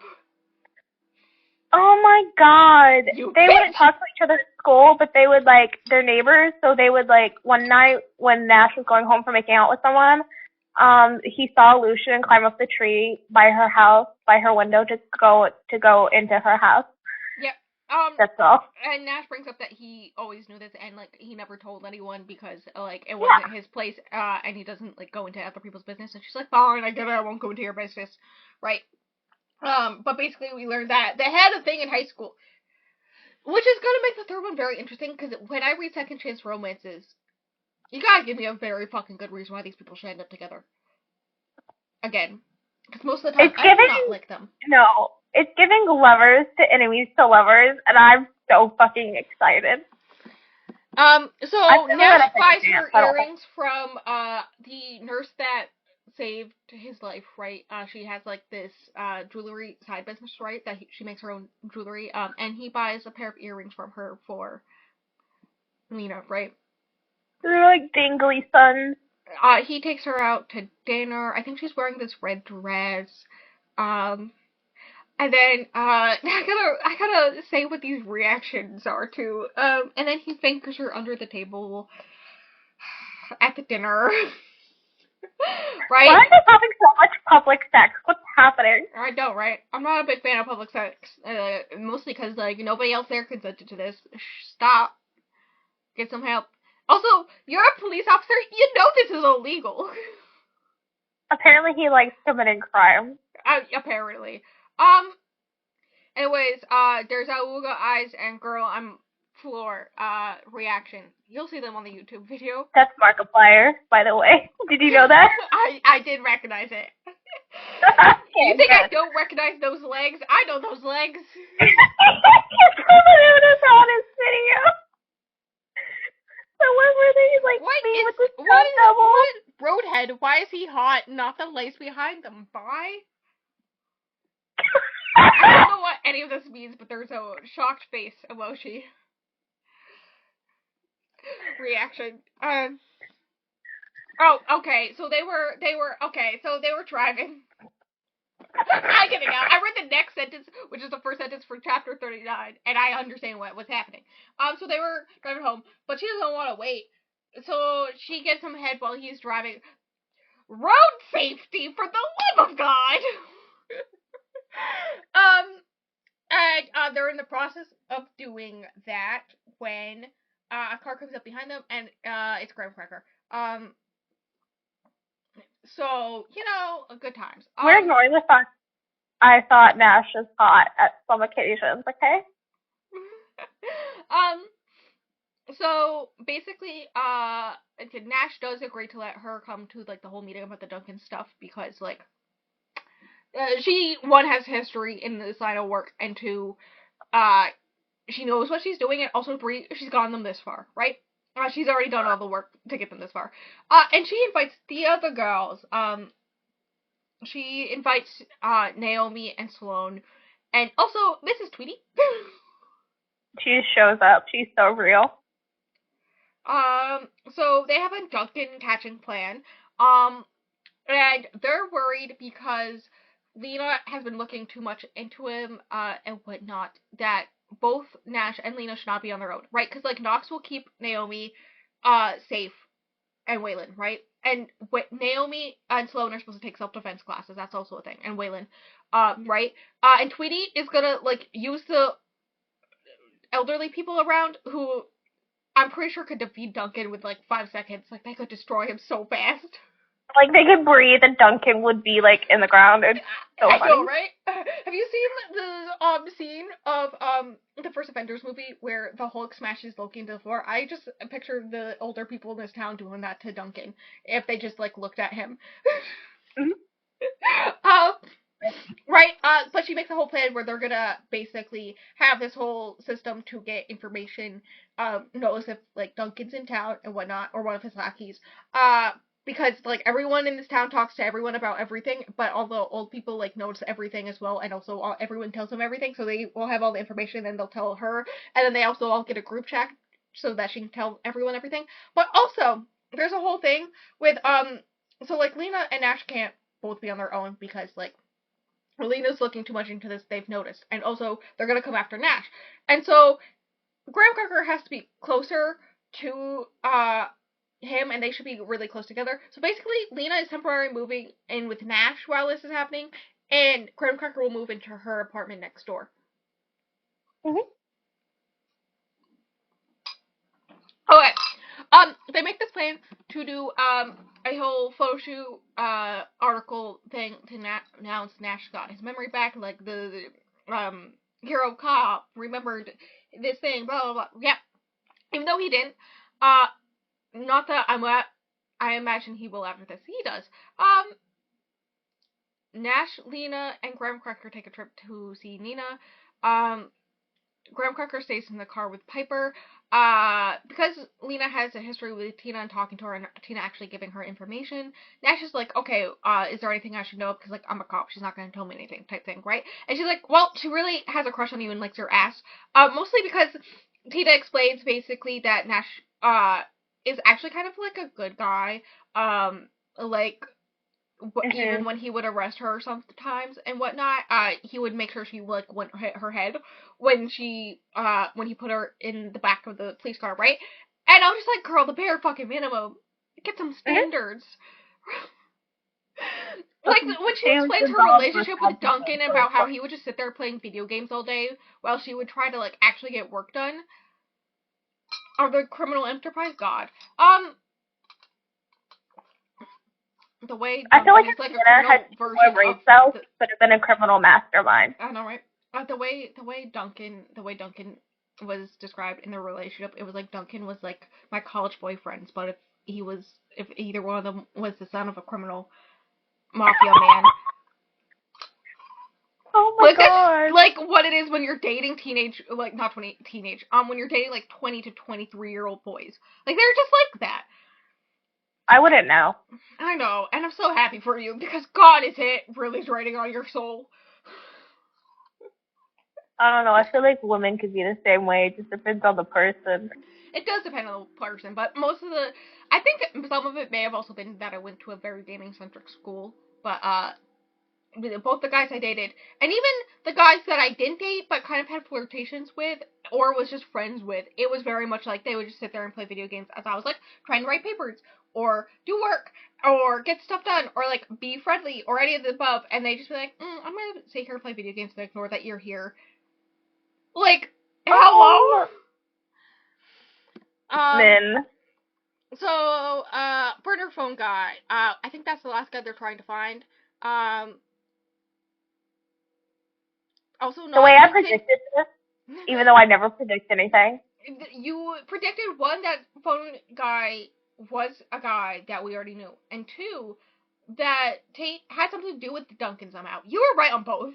I know, which is insane for me. So, Lena and Knox have a heart-to-heart, right? So Lena is, so when she moved in with Nash, there was this whole thing about how she does not cook. She does not like cooking. She's bad at it. All this stuff, right? And so she decides, while she's waiting for him to get home from work, to cook him dinner. And also, while she's cooking dinner, she video calls her mom and talks to her about her relationship with Nash. And then in the middle of this phone call, Nash comes home. And she just hangs up on her mom. And then Nash is like, oh my god, you told your mom about me and who made dinner? Oh, god. He doesn't. I get it, Nash. I get it. I would do the same. Listen, she doesn't hang up on her mom.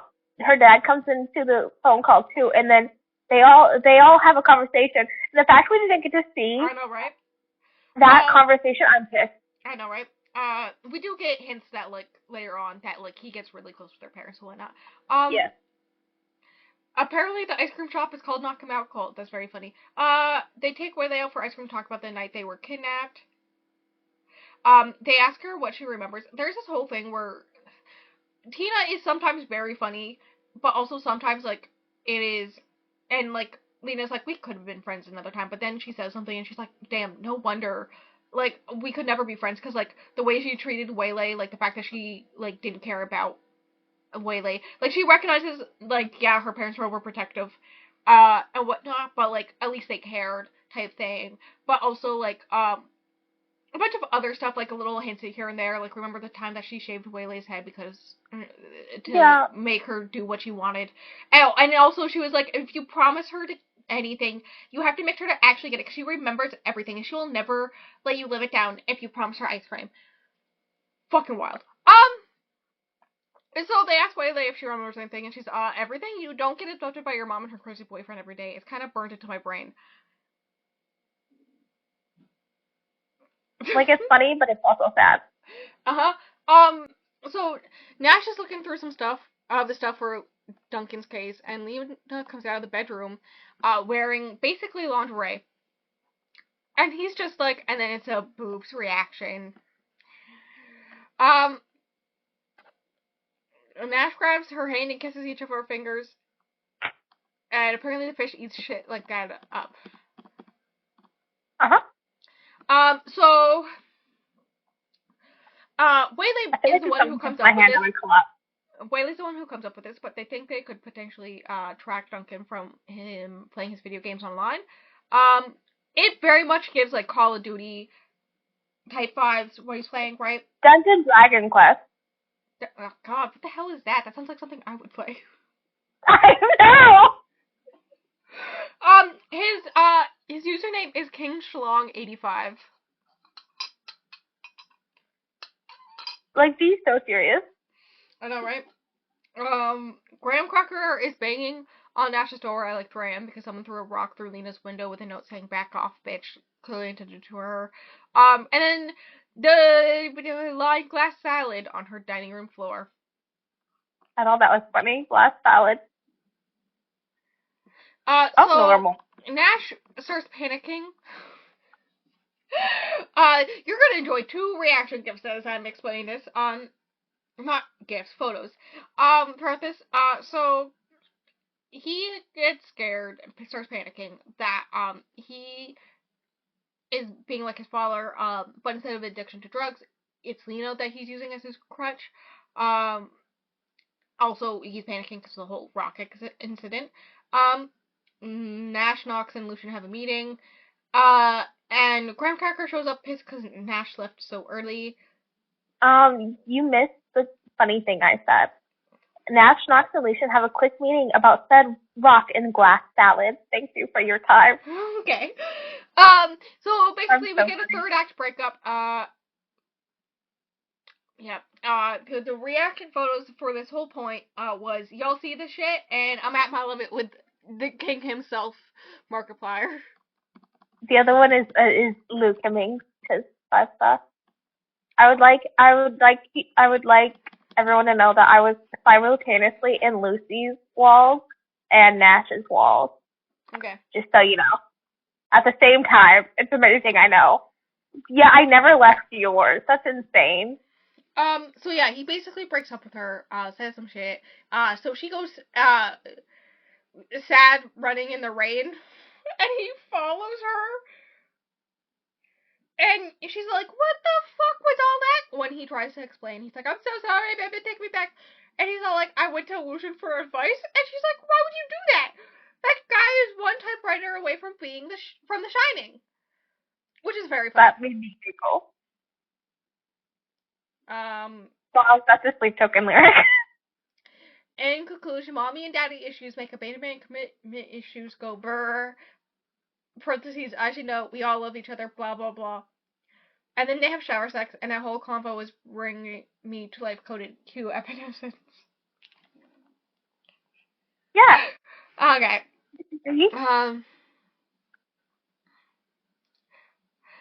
Not the note, I feel like if this was written by anyone else, Lena would be the I'm not like other girls type and misogynist. I get it. Oh, you typed this last night, or was it first thing this morning? I remember a voice message from you saying, why can't I spell this word, but I can spell misogynist first try. Yeah. And I said something very funny back. I said I can't spell genuinely. You said genuinely. Genuinely is a genuinely hard word to spell. Yes. Gently is generally a hard word. Yeah, that was 10 this morning. God, that was funny.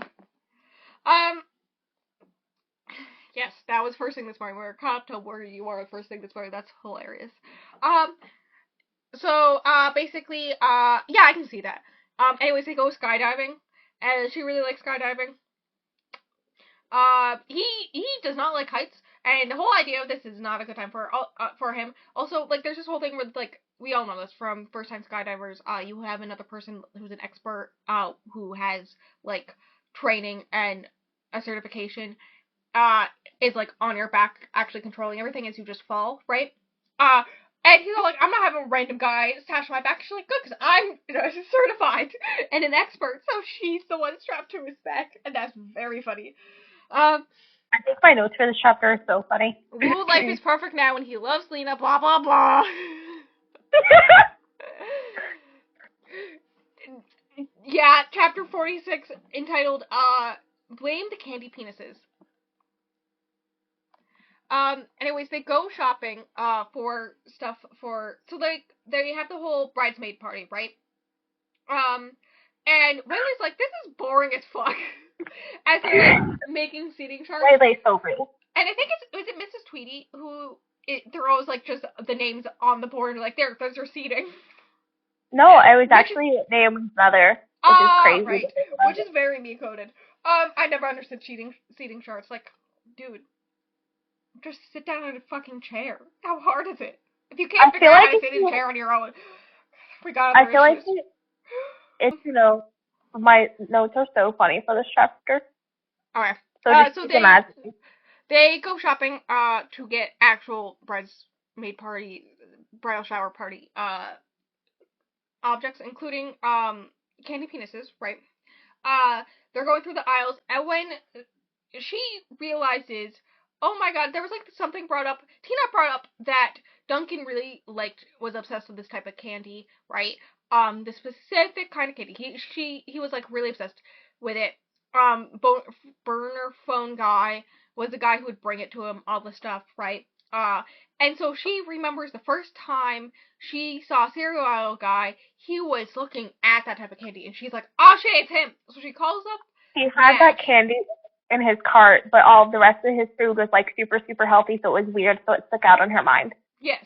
And so she calls on Nash to tell him when cereal guy overhears all this. She gets the other people out and fights him. When Waylay throws beans at him. And then basically the store, like, people who, like, actually work the store are, like, trying to kick him out, and he pulls out a gun and kidnaps her. Now, please read my notes for this one, because I think it's so funny, like, word for word. I'm sorry, not her getting kidnapped at fucking gunpoint. Hell yeah, Waylay, get him with the beans. I knew cereal aisle guy was shady. OMFG, he's burner phone guy. I'm sorry, this chapter is called Blame the Candy Penises. I did that in backwards order. Also, the shock reaction with the eyes poking out of the face. I see where you stopped doing the fancy notes. I see where you stopped doing them like that. Yeah. Oh shit, I forgot to fix the chapter's title thing. That's so horrible. There's something with Alfredo sauce. A giant, like, a truss of Alfredo sauce, like, tipped over on, like, a road or something, and Nash had to go help clean it up. Oh, yes. Oh, that reminds me, one of the reasons why he was in the panic where he broke up with, Lena is because there was this car accident, and, he couldn't save, like, the mother or something like that, like, she died, and it reminded him of his own mother's accident and all this stuff, right? And also, I think this is when we learned that the whole reason that she was in the car at the time was to do something for him or pick him up or something like that. And so he was supposed to be in the car with her, but didn't go, and so he blames himself because if he was there, he could have done something. That's what it is. Or he could have died, who knows? I know, right? Like, sir. Anyways, Steph and Jer are a thing. Tate has officially been fired, like, straight up. He was, I think, officially suspended, but now he's officially fired. Knox calls, Graham Cracker porn stash. Also, I think post the bar fight with Tate, Graham Cracker asks if he should shave off his mustache, because Tate also has a mustache. Which is so funny. Also, Kate's mustache is described as Hitler-esque, and I'm just like,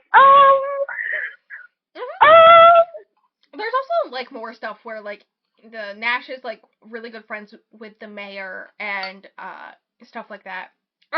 So, this is a whole thing where I talked about it this morning. So, the people who were in charge of the press release about him regaining his memories, decided to, publish an article a day early, and not tell them beforehand, which I would like to know is 100% illegal. The editor or whoever was in charge of pushing that article that day, the whole reason was because their original front page article was canceled, and so they needed something to take up that space, right? Whoever pushed that, 100% going to jail for invading an aiding criminal, because when things like this happen, listen, I don't know exact details, but I do know that when the press are working with the police, there are, like, contracts and stuff, and there's whole things where, like, you can't tell anyone else, and also you have to do things at the specific time, and by publishing it early, they put not only a police officer in danger, but a literal child and multiple other people in danger, and didn't tell anyone. That is 100% illegal, and I would like them to go to jail, please. Can I please see that? Anyways, this is when, the article went up early, and Nash so he goes to, like, call Lena, I'm pretty sure. I think they're at the bachelor party, and he's getting a tattoo on his ass of her name. While he's getting an ass tattoo? Yeah, a tattoo on his ass of her name, right? Well, not her name, of Angel's, because he calls Angel Wings, because he calls her Angel, right? I really thought he was going to tattoo her name on his ass. They're, like, halfway through it when he sees the thing about the article, and then hears her voice message about the whole guy serial guy being phone guy, right? And so then that's when he puts it in shock emoji reaction again. That's when he puts it in his mind when he connects the dots, and he realizes it wasn't Duncan who shot him, it was Tate.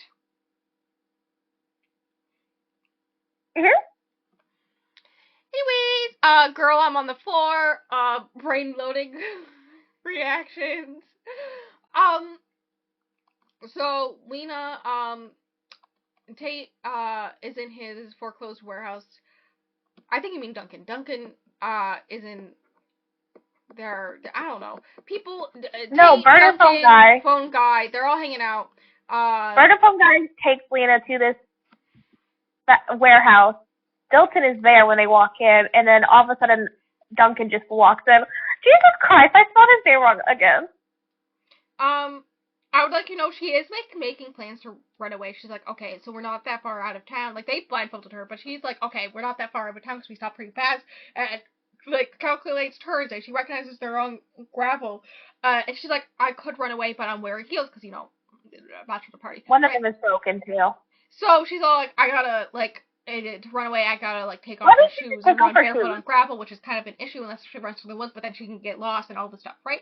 Their plan is to leave Nash there so they can finish him off, and she's like, I gotta get out of here so that won't happen.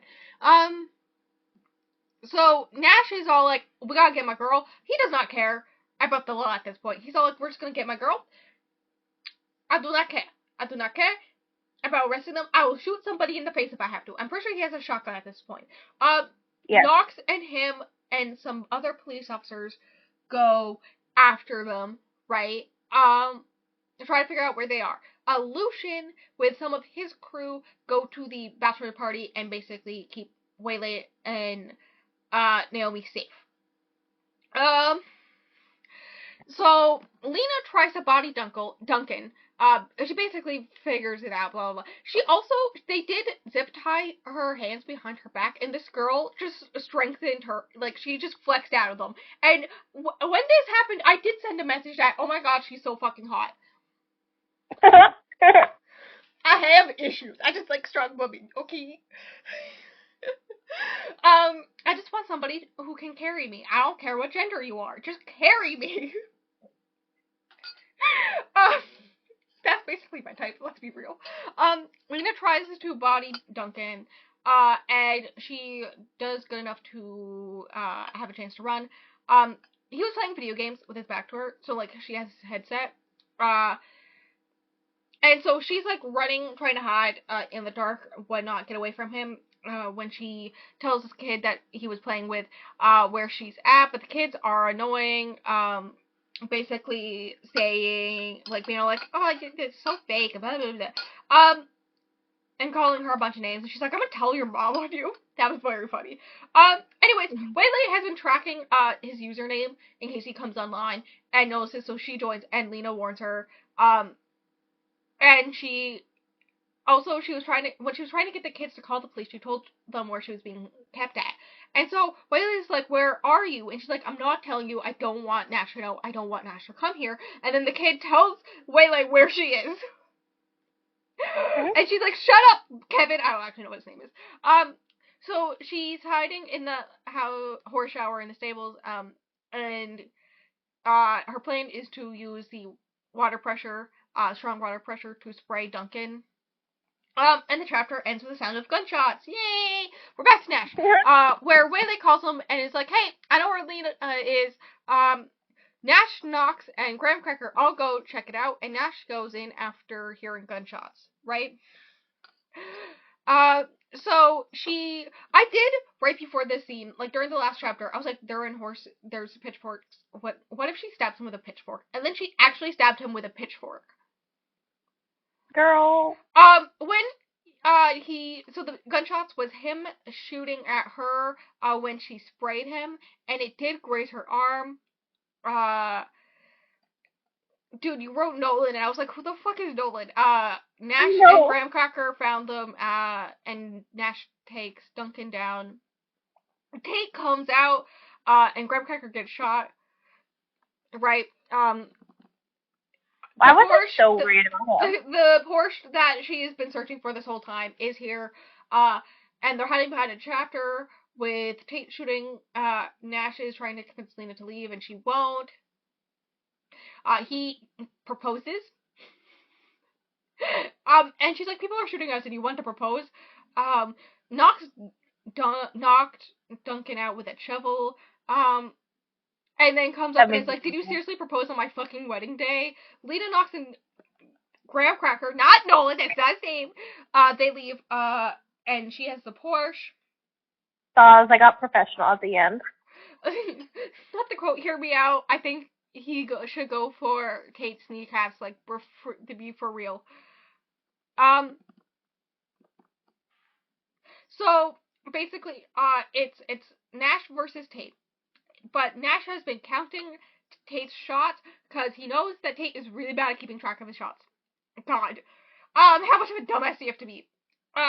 So he knows he's out when he goes to shoot him, and he makes him go to stand down when, this, other officer who works with Nash, who's, like, friends with him and whatnot, Wiley shows up, and sees, like, Tate, this known, one, racist, two, cop shooter?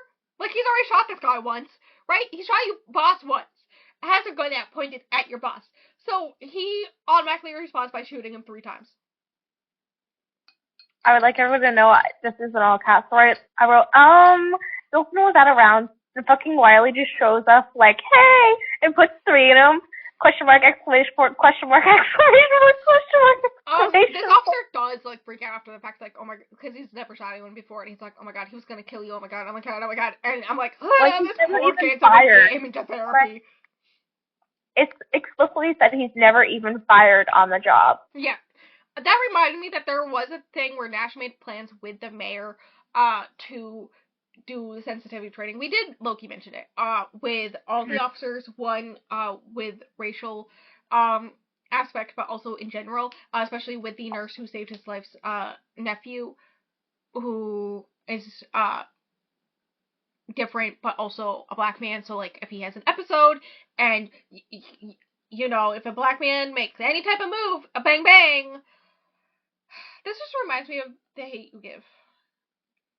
That was a good book. I need to read that. It's so good, you should read it. I rated it 5 stars. That's how you know it's good. Yeah, that's what I do for True Crime Works the other day. Bessie won it on a raffle thing. That's how I read it. At our college. Wild. She lent it to me. That's how I read it. Anyways, so Graham Cracker is okay, and he quit. Lucian gave him a job in his thing. It seems like Lucian is like the head of like some type of like intelligence, like private security type thing. He does expect to be businessman. That's all that matters. You didn't put it anywhere, but it is heavily hinted at that one of the reasons why Nash became a police officer is because you did mention that Lucian was arrested at 17 and was in jail for like a week. The reason why he was arrested is because he killed his abusive father. When was that said? Yeah, that was brought up. He killed him. Oh my god, yeah. I thought it was just he beat him up. I didn't think he killed him. I think it was he killed his dad in self-defense. And the police just arrested him and kept him in jail for a week because nobody was on his side. Like, nobody was on the kid's side trying to help the kid out. And that's why Nash is a police officer, because he wants there to be there, someone to be there for these people type thing. I get it, but, like, also, ACAB. Anyways, they're engaged. Epilogue, the fish cried. We were on call and they were reading this because there was a dog in my bed. Lucian offered Nolan the job so he would stay away from Sloan. Yeah, that is hilarious. And he's all like, it's okay. Maybe my wife will take me back now. One of the dogs is in a tux. That's fucking cute. Yes, Knox and Amy get married. It's cute. Nash and Lena get engaged. I was crying. Ever after blah blah blah. And then he shows. Oh yeah. So like the whole entire fight scene, right? He keeps on complaining that he's sore or something. And she's like, "What the fuck? Did you get injured?" And he's like, "No. It's fine. I'll show you later." And then Knox also got a tattoo of Naomi's name, I think, over his heart. It's like a family tradition, right? Wedding date. Yeah. It's a family tradition. So he did that, and so she like goes to push his chest, and he's like, "Ow!" And she's like, "What the fuck is wrong with you?" And so like it's like later that same day, the way they still got married that day, and she's like, "Okay, what the fuck is happening?" So they go up into his childhood bedroom. I'd like you also to know that their father does come with his sobriety partner, whatever. Sponsor. To be all like, hey, yeah, sponsor, that's right. Be like, hey, I'm proud of you. Okay, there's an open bar here, so I'm gonna leave like right after the wedding, but I'm so proud of you. Yay, my kids. Anyways, he takes her to his childhood bedroom and shows her his ass that has angel wings. Angel wings on his ass, girl. Anyways, there's also heavily hinted that now he has her parents' phone numbers and invited them for a weekend, and also does not care that they will be like calling him every week, if not every day, and all this stuff, because he's like, good. It's about time someone was willing to do that for me. Yeah, and then they're about to bang, and then there's a knock on the door, and it's her parents, and they're like, oh my god. Yep. But yeah, it was basically this whole thing where like he's someone who never really had a parent who could be there or was there, and she's a person who's always had parents there constantly and together. Bang-a-ling-a-ling. Mm-hmm. Anyways, I'm not a big fan of Epilogue, so I wasn't the biggest fan of it, and I was like, whatever. Sure. Roll my eyes. It was okay. But, I liked seeing Knox and Naomi's wedding, but I didn't really care otherwise. But anyways, book was good. Good book. ACAB. I did mention this, where Tate's character could have been literally anyone. The whole point of Tate's character was to be the guy who secretly shot him. So did he have to be a police officer? Who, police brutality, racism, sexism, sexual harassment. There's also a thing when they're trying to find Lena after she's been kidnapped the second time, when they go to his house and they see his wife and her face is all bloody. And she apologizes that she never came to Nash about it. And it's like, girl, he does get her help and get her out of there and whatnot, right? And get her safe. Yeah. Which we love. But, yeah, it's very much like the stereotypical evil police officer against him because, like, he's the love interest, but he's also a cop, and he's also the head of the cop. So we gotta make him look better by making the stereotypical evil police officer that we can have him take down. But also, he's one of the big boss battle people. But also, like, he didn't have to be a police officer. That was 100% just to, like, make Nash look better. 100%. Yep. And that's knowledge we all have to live with. And this episode is way too fucking long. Uh-huh. This is what happens when someone takes 24 pages of notes. Listen, it probably would have been closer to 20 if it wasn't for the everything. So, did you enjoy my? Yes. Did you enjoy my notes? Are you doing the last one? Yeah, I told you I was. Okay. I wasn't 100% sure. Okay, so since you're doing the last one, that one could also be a fun time. That's coming out. I can, like, quadruple check, but I am 100% sure it's August 3rd, because that's the first Friday of August. And that's when I have it scheduled for, I believe. Let me load to I went too far with October. Oh, damn, I was wrong. Where is it planned? Oh, shit, I was wrong. It wasn't August, it was July. I had the day wrong, I had the month wrong. It's July 3rd. This whole time I said August, it's July. We're having spring cutesy romances in July, and it's the first one of that month. That is July's plan. Somebody wanted to read cute romances. It's not cutesy, but because, you know, what they don't, because, no, Jesus Christ. It's pastel covers. Who knows if they'll be cutesy or not inside? Who knows? But yes, that is the plan for that. So, you know, you don't have to wait long for that episode. Just, you know, 2.5 months. That is everything. No matter where you are, our links are below. That's a thing. That's a thing I should bring up more often. I should promote our other things. Oh my god, imagine if I promoted our other things on this podcast. That would be crazy. It's fine. Yes, things linked below. Some crazy person here does too much shit on all the social medias, and that person is me. I don't know how I'm alive anymore. I don't know how my brain handles all that shit. That's you more scare of the story. me. I am scared.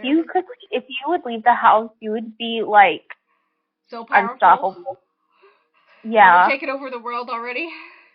Yeah, you're like Taylor Swift. Salem the Cat in Sabrina the Teenage Witch, the 90s one. You know, I love how I'm the cat. Hell yeah. Anyways, things, stuff, book, good book. Any other thoughts on this episode? Or book? No. Okay, thank you.